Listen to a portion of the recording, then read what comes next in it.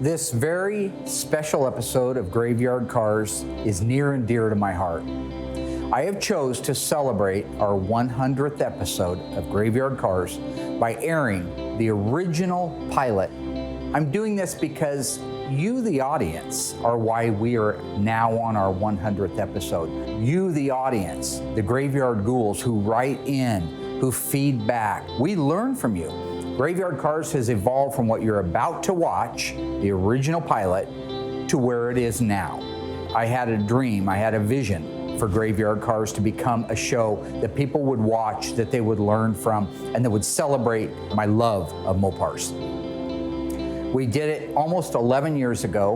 We had one camcorder we owned, the other one was borrowed from our producer's father. We had a used microphone setup that we bought on Craigslist, and we had a lot of heart. And it is that heart that has put us where we are today. The same heart that has gotten our Phantom Cuda that everybody said couldn't be done. So remember, as you watch tonight's episode, very special, anything you see in that episode that you like and would like to see more of, let us know. If you hated it, I want to know that too. But just know, this was something I chose to share with you because I wouldn't be here, Graveyard Carz wouldn't be here if it wasn't for you. Thank you guys. So with that, enjoy the show. Chrome Dome? Hey buddy. To the theater we go. Episode 100. Somebody turn the lights on. Coming up on this very special 100th episode, Mark and Royal reveal never-before-aired footage of the original unbroadcasted Graveyard Carz pilot. Witness the origin of the Phantom Cuda, the original GYC team, and the first on-camera reveal that would have launched the series. Stay tuned.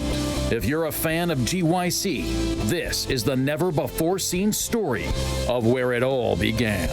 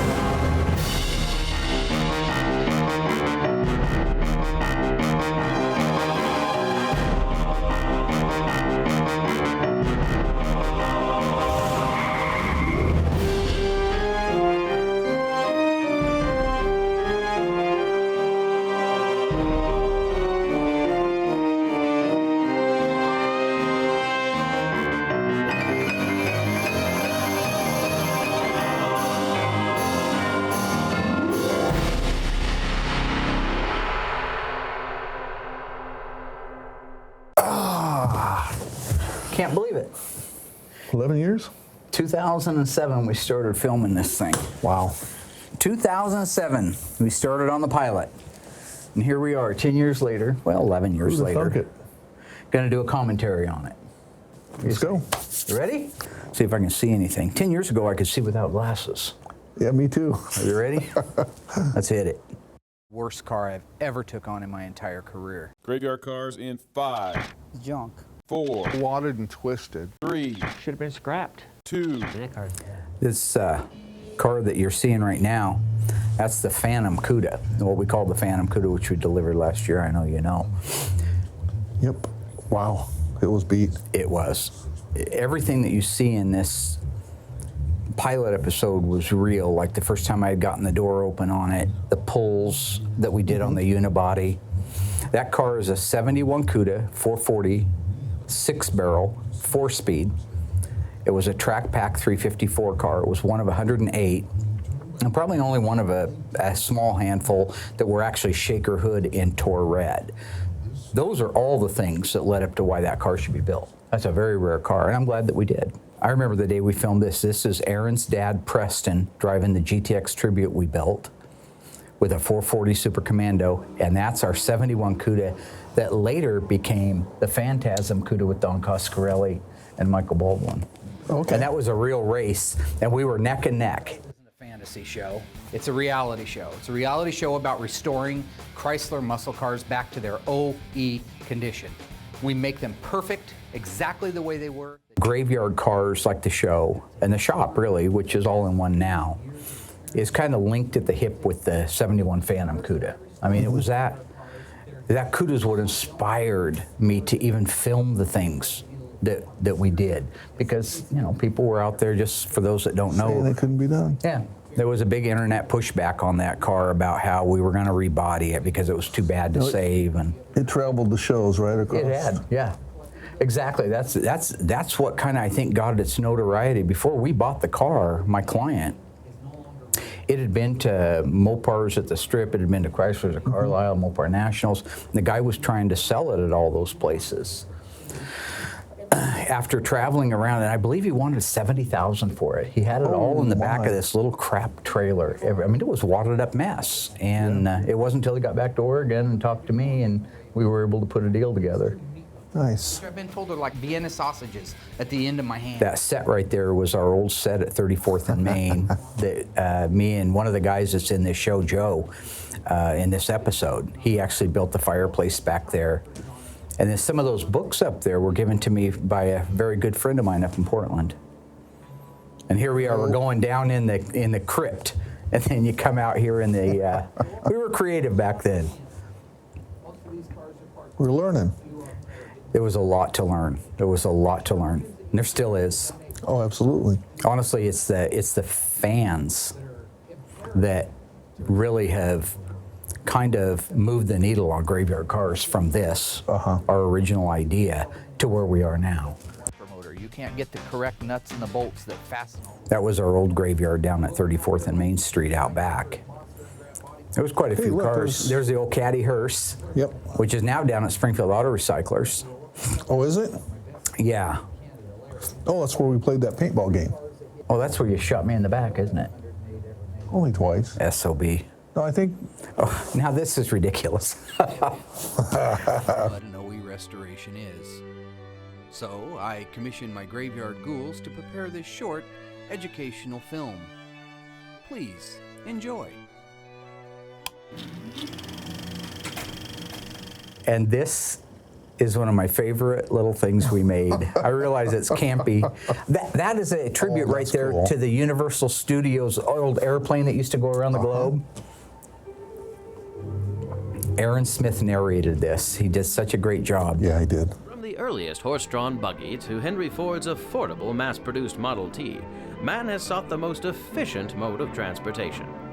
At first a mere means of conveyance, it didn't take long for the automobile to become available to everyone, and the age of customizing. When we made this, it was in the spirit of a school film. Remember how you'd watch those corny-ass school films? Safety films. Yeah.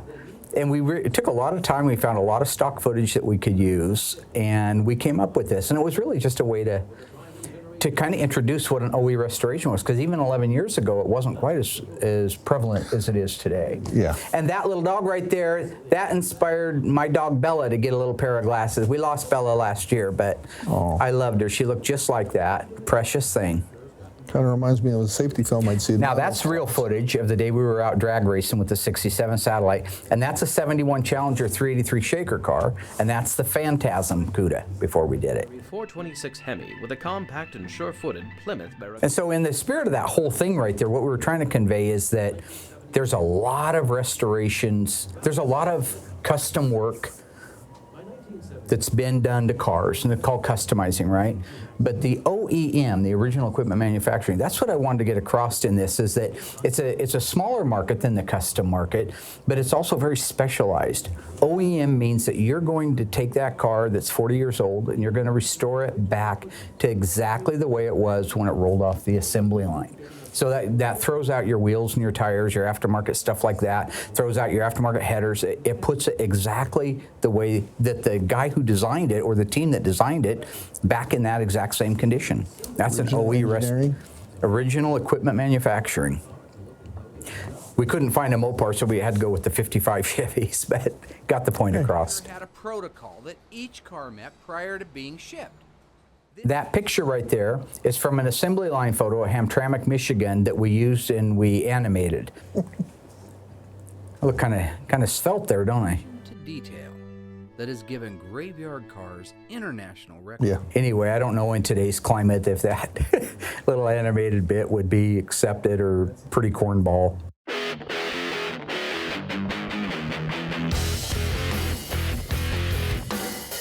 Coronet was the first. So the car we're looking at right now was a car I had bought for a client up in Canada. Same guy that owned the 71 Cuda. It was a 69 Coronet 440 4-speed car. And they made, I think, 1,541 of those cars. But you know, these were early days. And so that's why as you watch this, and I'm talking about how we have to recycle so many parts, like in that opening bit out in the graveyard, because there weren't. They didn't make them like you did have to unbolt a car and do those things to find the parts that you needed to be able to restore. The red Coronet was just a beautiful, beautiful car when it was done. I remember as it was going together. You remember when we first we drug it out of Cottage Grove, out of that guy's barn down there in Cottage Grove. And he was the one that actually drove it when it hit the moose up in Canada, or Alaska, wherever he said it. I guess it was Alaska.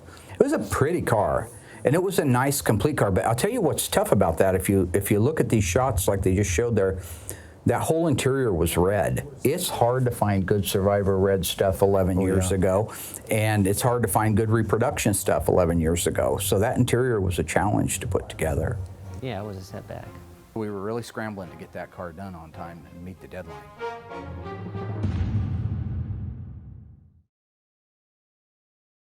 You know, my worst fear was when we started making the pulls on it, that the quarter panels were just going to rip off the car, that the roof was going to pull away from the A-pillars, that the firewall wasn't going to walk out. So it was important, other than Fernando and myself. So there it is, 71 Cuda, 446 barrel 4-speed. Now what I'm introducing people here to, that I had said in the beginning that we're going to use equipment you'd never seen before. I don't know anybody that ever showed a frame straightening machine before. For those that are watching closely, that car is mounted in pinch weld stands right now.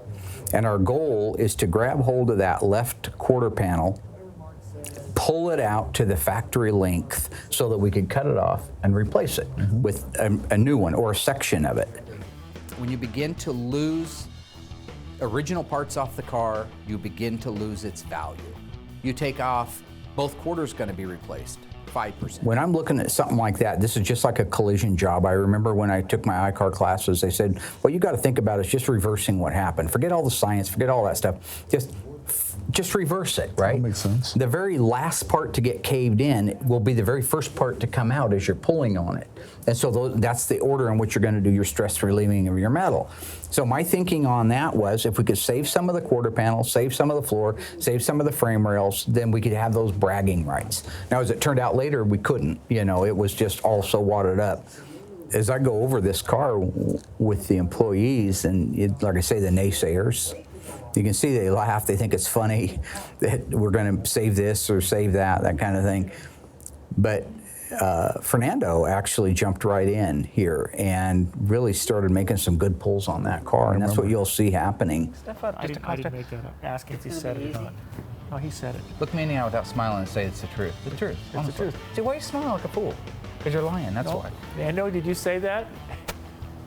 This car will be restored back to OE standards using as much original sheet metal as humanly possible. Yeah, when I'm talking about OE standards, I'm talking about original equipment standards. So when I'm basically making a reference to how it looked on the assembly lines, how it'll look today. Not just look that way, but be that way structurally. And that's a lot to say because it's a 40-some-year-old car at this time. Yeah, so when you brought that, when you told me to come and look at that, when you towed it back, I had my doubts about restoring it. I mean, I guess I knew it could be restored. Well, when everything... But at what price? Anything's restorable if you want to spend the money. Well, you said that in this pilot. You said anything can be restored if you have enough money. That's when you got in trouble just a minute ago.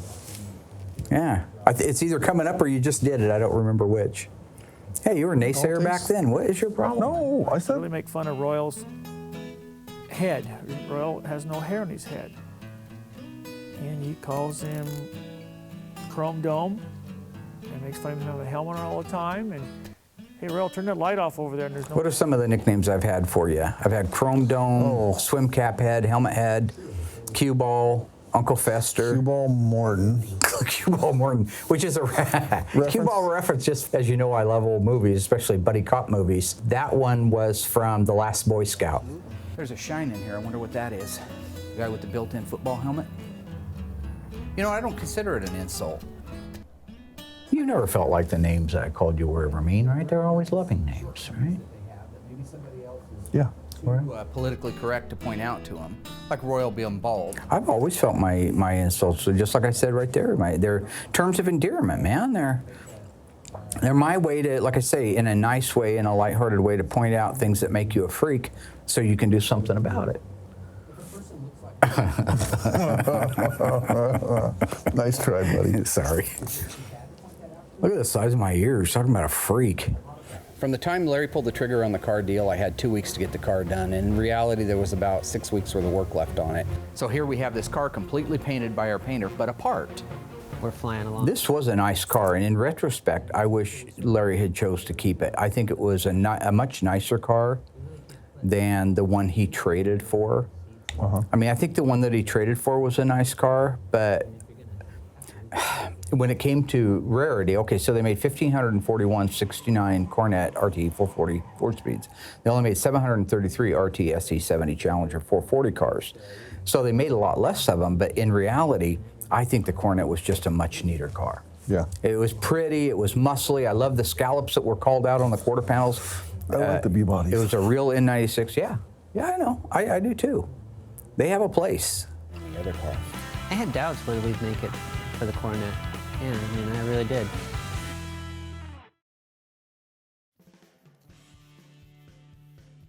So this is because of my #1 painter, Will. I told Will over and over and over again, I said, if you're going to panel paint this car, if you're going to paint it one panel at a time, you have to do all the paint mixed up at one time in 3 or 4 gallons like they do now, like they listen now. Back then he didn't. So when we bolt the hood and when the fenders and the doors on, they don't match the rest of the car. So that's me at about 1 o'clock in the morning in there working on getting that stupid car painted. Repainted, complete. Repainted. Yeah. Can you see it's all red? It's just the wrong red. So what I'm doing there is I'm using this a block for sanding, and I'm making sure the car's super flat. You see the piece of tape down the quarter panel, that's because I'm making sure the style line doesn't disappear. And I'm blocking that out so I can roll it into the booth and paint it. And I remember doing that, and it was late and I was tired. The problem about some of those shows is the camera hides everything. So when the cameras dive around these cars, they look like a sheet of glass. I don't know, maybe they got magic paint. Maybe they got the paint from the same place Jack got his beanstalk beans from, I don't know. Once Larry pulled the trigger, like I had said, we only had 2 weeks. 2 weeks, and they were bringing the car out from the Midwest, so it had to be ready to go that day. Yeah. It wasn't a fake deadline or something. It was real. Some of the early days, the guys couldn't get over the fact that there was a camera. So some of the guys that you're seeing now would play to the camera. They'd ask these ridiculous questions. So, Mark, what do you think of this Coronet? Just sand the car, man. And see how many coats of paint it actually takes to cover it. That's the real answer. If it's 10 coats, it's 10 coats. It's not magic paint. It doesn't have a brain of its own and say, oh, we should match. And what you see these guys doing right now is they're scuffing all the, I did all the blocking, but they're going around and scuffing all of the inner structure, Jams. like the jams, right? Because we got to have paint adhesion. It can't be shiny. So that's what you see when you see them sitting there sanding and scuffing. They're using a red Scotch-Brite pad for good adhesion. Prepping a car has not changed in 100 years. If you want it to look right, if you want it to look beautiful like the cars do today, there is a ton of prep work. There's only a couple hours of painting, but there's months in some cases or longer of prep work. So this was our old booth. We had put a heater on this, and you see the filters inside there? That was the heat. It was called an FAF booth, a front airflow booth. And the paint jobs, we had to work so hard to keep the dirt out of them, so hard, because it would drag it in the front and they'd drag the warm air in across the car, so any dirt or impurities would hit the soft paint and stick in it, and then it would blow it out the back. This is back in the day when I painted the cars, before Will came along, back when they were perfect. You always painted, he did all the collision work, right? Yeah, he did the collision work, I did the restoration work. And he was good. It wasn't until the last few years that he's really gotten where he I don't want to say he's as good a painter, but he probably is. He's younger. He should be. He's been doing had way it. more Good practice Lord. He's than had you more have in the practice than last I ever had. 3 Yeah. years. He gets to work on 15 cars at a time. I'm working on one. Yep. But yeah, when in our new booth, the AFC, it's gorgeous. They come out clean. Very rarely, if something comes on that car, if you get a dirt nib in that car, it came off your body. It didn't come from outside. Yeah. It's because you were out sanding something when you shouldn't be. But that's cool. I love that. The way they timed the music to that was cool. Rain Man, make sure you get that 71 Barracuda up on that hoist for me, though. Consider it done. Yeah. The interesting bit.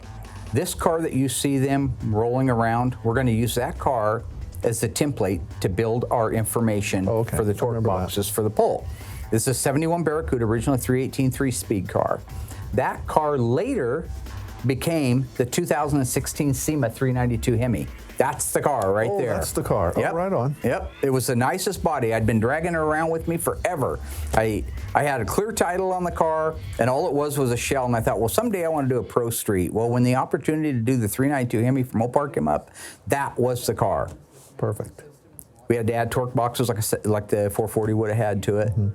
Now that's the old Genesis measuring system, and it was a really simple system.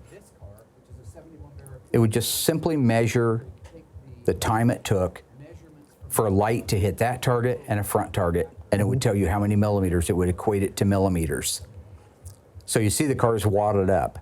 You hang that target right there, and again, we're using that original virgin car that was never wrecked to gather the data, to harvest the data. Then we move it over to the other car and are able to use it to put everything in its exact spot. Now today, talk about the evolution of graveyard cars. Now we have so many cars and so much room, we actually build a frame jig and put all of those dowels, those pointing dowels in all the original spots. So now all we got to do is set a car down on those pegs, and once it hits those pegs, we're on the money. Established to be a beginning point for pulling. So a torque box oftentimes is 4 points that make up a square that the measuring system can recognize as good, established, solid starting points. Because if a car is all wadded up like this, you know, when you start working on making a frame pull, a unibody pull, there are a lot of things to consider. And obviously your goal is to get the car square at all of its measuring points. That's why we took the original one and measured it, so we know what those points would be. So you have to get the car square and flat in a good torque box before you start making the pulls and before you start measuring out the rest of the unibody on it. Most guys who have ever restored a car will tell you half the fun is the hunt. So ever since I was a kid and I would round up a car and make a deal on it, I always would take my time after getting the car and figure out. Love my murder board. I absolutely loved it. I thought that was the coolest thing. We built that whole thing. Class. It was. I wanted to be able to build a timeline for the car. I wish we had more time now to do stuff like that. I think that, to me, I thought that was a really fun bit. Every time we'd come up with some more information, we'd post it on the board. And you watch the old crime dramas, you know, before the CSI stuff, back when detectives were probably real detectives, before the computers. That's what they had. They build a timeline and they say there's no way that, you know, the chef could have done the murder. He was over here cooking this meal. And it's Colonel Mustard. Yeah, I never had that game. I had 4 crayons and a dead dad, so I didn't get Clue or whatever game that was. You know, one of the things that really made this the perfect storm, the Phantom Cuda, was that it also had this mystery about it. What happened to the original engine? Because when it was wrecked, it had a 318 in it. And it was still doing over 100 miles an hour. That's what this animation, Casey Ferris did all of this stuff, and it was so cool. When he was drawing these little cards like this, I thought it was so sophomoric, it was ridiculous. And now I sit back and watch it, and it really did a great job of telling the story about what happened. If you watch coming up here, we made this pilot just out of what little money I had in my pocket, and everybody was working for free back then. This animation shows exactly based on the interview I did with the actual guy that wrecked the car. Now, he never wanted to be on camera, so we changed some names around, but I actually spoke to the guy that was in the car when it was wrecked. And that's what this is representing. And he's really lucky. All he walked away with was a cut on his knee and some torn Levi's. Wow. We were able to trace back that the engine, we talked to a guy later that owned the car in 74, and he said the original 446 barrel was gone in 74. Oh, really? Yeah, that it had a 318 in it that he put in it. He bought it out here in Springfield with no engine or transmission, or no engine, but the transmission was there. And then he drug it home, and he put the interior out of his 1970 Grand Coupe Barracuda in it. Oh. He put the deck lid off of the luggage rack off of his Grand Coupe. That's why it had a luggage rack. It wasn't an original luggage rack car, M91. And he put the 318 out of it, and then he sold it off to another guy, and it's the next guy that wrecked it. So something between 71 when it was made, and it came from Idaho. We also learned that. Maybe in Idaho somewhere is the original numbers matching 446 barrel, but we were never able to find it. Yeah. I went over and looked at it, and This guy, Craig Horesco, he was a really nice guy. He was a former owner of the car. He had a lot of history with it. I think he is the guy that had it when he bought it in 74 or so with no motor. I think that's the guy right there. There we are out on that's the actual chunk of road that this happened on. And so we found the original highway that it was wrecked on. We found the old Sheriff Carnahan's place, and we reenacted how the accident happened and where approximately it would have came to rest in the middle of that highway. The only thing that for me was, and I never did solve, is you saw the animation, how the car bounced around off the embankments. Uh-huh. There were no embankments on that road. There is the culvert, yeah. He may have misspoken and said an embankment, and he may have meant that culvert or whatever that is, that drain. It's the drainage ditch. That may be it. So if he went over and hit that and bounced up into the middle of the road, he was moving. Oh, yeah. There was a rumor. I spoke to the guy who was driving the old Ford truck that was in that animation. Uh-huh. He said there was an orange patch of paint across the roof of the truck. The truck was like an old brown truck or something. And I said, are you telling me the car went up and over the top of it? I never believed it because it never hit the roof. So if it went over the top of it, it would have been sideways or upside down and then came back down on its wheels. I think that was too far-fetched. Yeah. That's why I didn't add that in there. Never know, though. The guy that was driving it said he was doing about 105 when he went out around it, which is fine. That's what we did. You know, it had a 354 Dana in it. A 318 would move it that fast, would motivate it that fast. But wow, he should have been hurt a lot worse than that. That's the fact. I think by the time the car is restored in a year from now, this should be pretty much full of black ink and a lot of great memories.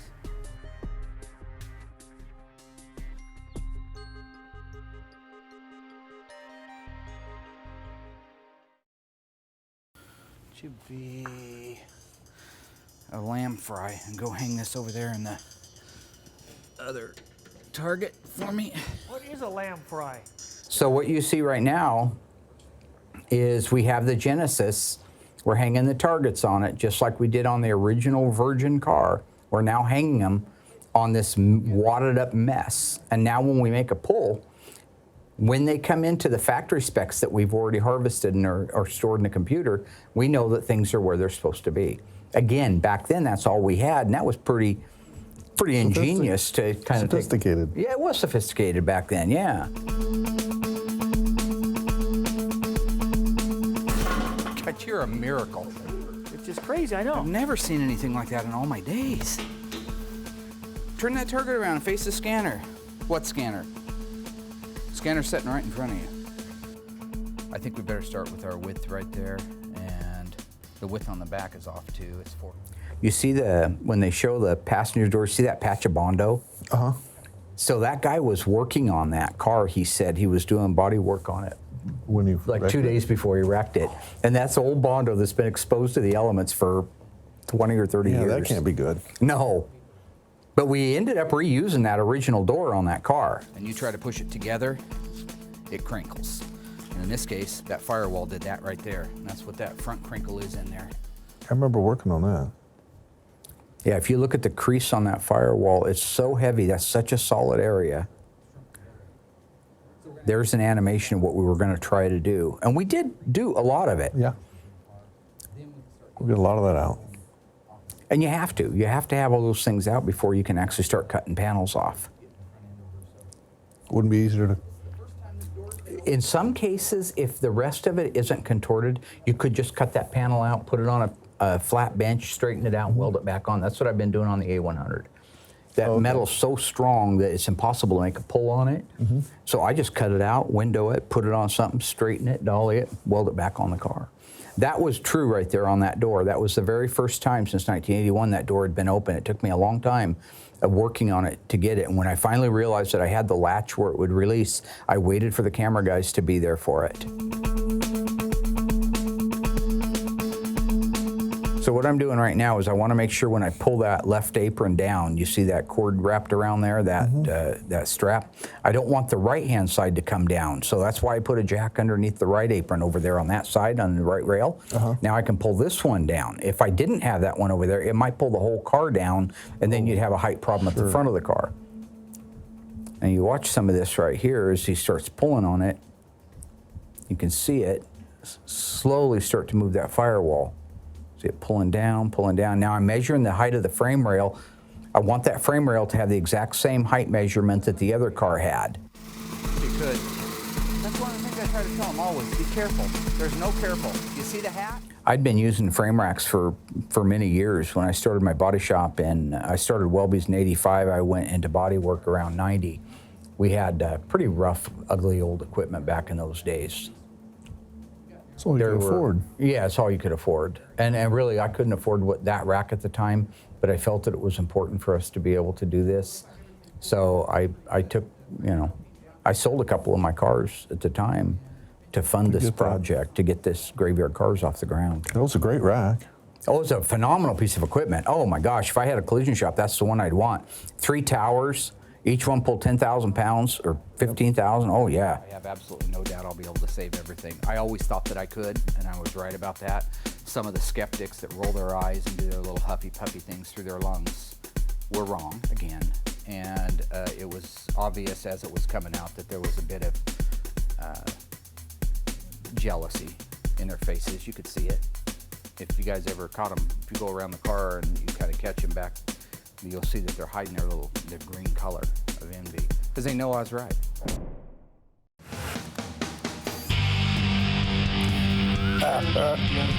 There was the neck. I know. There's the neck brace. There's the neck brace.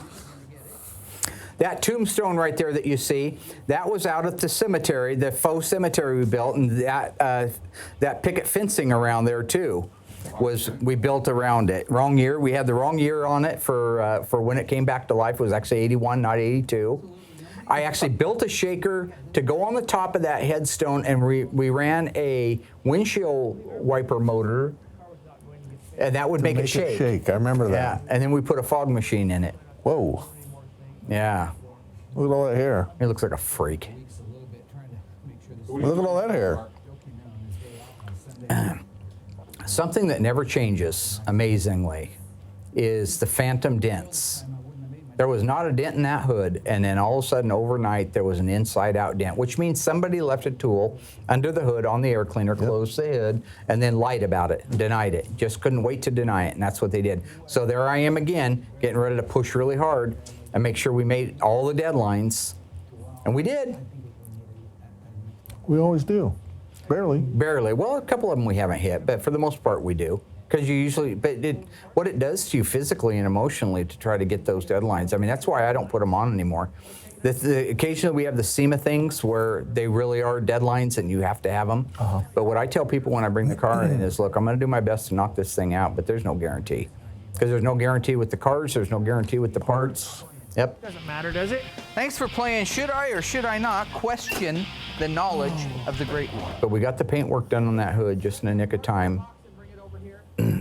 Got the wet sanding and the buffing done on it. We're able to get the hood back on it in time. But a lot of steps go into that. I don't miss that old shop a bit. That Coke machine you just saw in the background was one similar to the one I have now, except all the flavor strips, I changed them out to be the VIN numbers of the cars. That was another prop I built. VIN numbers and colors. Yeah. large cardboard black box in this room. And what's crazy about Darren looking around here for that box is I never said it was a large cardboard black box. I said flat box. So Fernando understood what I was saying. He went out and got it. Look at the wings on your hair. Yeah. What happened to that? You've lost even that now. Over the Well, years. I'm so busy. It's hard to get it for a haircut every week.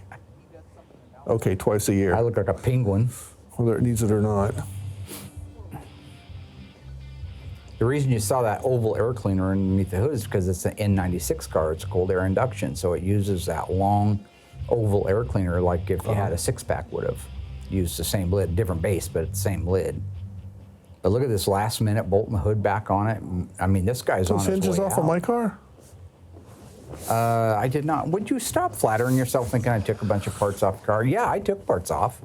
You're darn tootin' I took parts off your car. Well, that's what I was You'll saying, never I know think- what they are. You want? There's always fine tuning to do after you get it put together. I don't know what Joe looks like figured that Adolf one out. Hitler right there with his little mustache. Darren's left eye's going closed like a serial killer. Care ride tormenting people like I normally do. I'll never do one again. I'll never do one of these. Absolute misery. All it's been is misery. All the way through.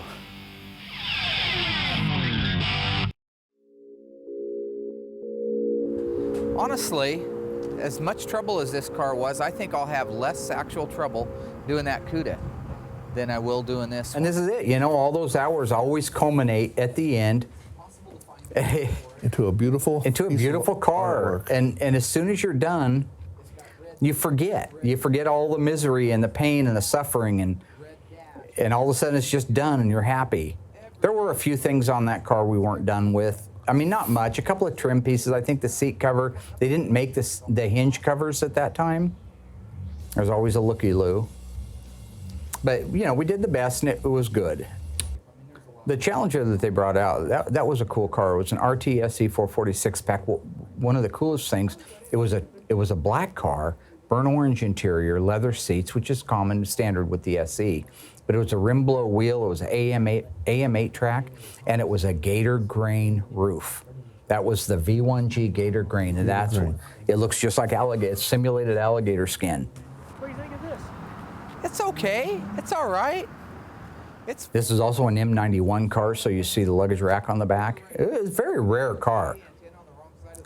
See the formal back roof. Problems with the black car that I would like to just redo the whole car, and it was sold to us. You know, now, like I said, I would have preferred that Coronet, to be honest. But I mean, when you start adding up the values, the value of that car is a lot better today. That Challenger is probably a $150,000 car today, compared to that Coronet still flopping around 70, 80 grand. Maybe Yeah. it's a done car. At the end of the day, it was a fairly smooth transaction. But boy, if you talk about the things that led up to it, that's what's always the toughest.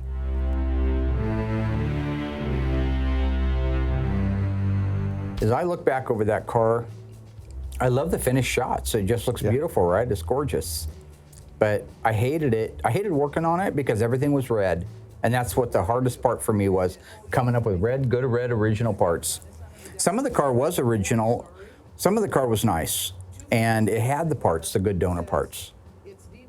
Some of them didn't. Some of the parts that we needed so much weren't there. And like I said, they just didn't make them.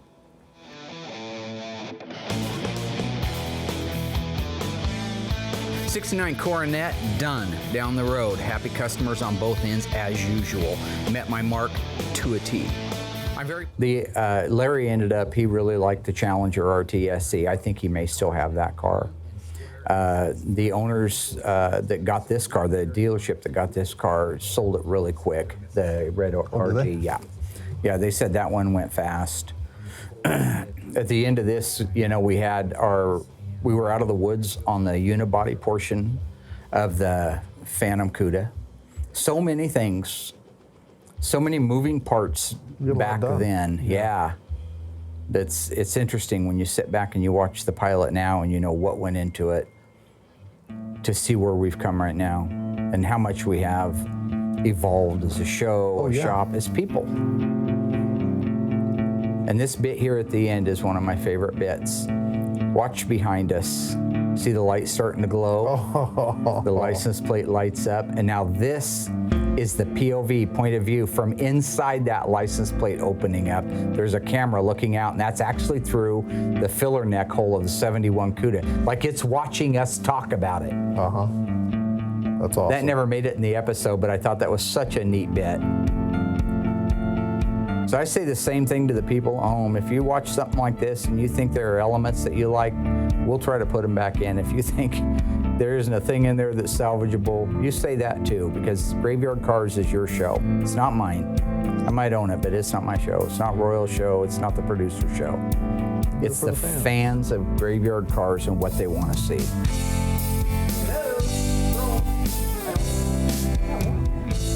Okay, that's good. Now go to the right.